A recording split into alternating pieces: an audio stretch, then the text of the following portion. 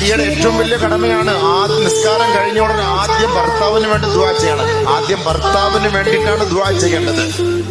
ഒരു പെണ്ണിനോട് നബി തങ്ങള് ആയിഷ റളിയല്ലാഹു തആല അൻഹയോട് ഉപദേശിച്ച ഉപദേശത്തിൽ പറഞ്ഞ വാക്കാണ്, ഒരു ഭാര്യയുടെ കടപ്പാട് എന്ന് പറഞ്ഞാൽ അവള് സല്ലത്ത് റബ്ബഹ, തന്റെ റബ്ബിന് വേണ്ടി അവൾ നമസ്കരിച്ചു. ഹുമ്മ തദ്ഉ ലിസൗജിഹ ഹുമ്മ തദ്ഉ ലിനഫ്സിഹ.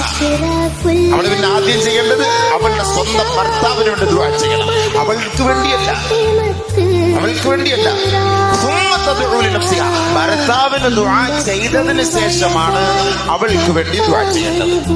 ഇനി ഏതെങ്കിലും ഒരു പെണ്ണ് സല്ലത്ത് റബ്ബഹ, അവൾ നമസ്കരിച്ചു, ഹുമ്മ തദ്ഉ ലിനഫ്സിഹ, തനിക്ക് വേണ്ടി ദുആ ചെയ്തു, ഹുമ്മ തദ്ഉ ലിസൗജിഹ, പിന്നീട് അവളുടെ ഭർത്താവിന് വേണ്ടി അവൾ ദുആ ചെയ്താൽ അവളുടെ നമസ്കാരം അവളുടെ മുഖത്തേക്ക് വലിച്ചു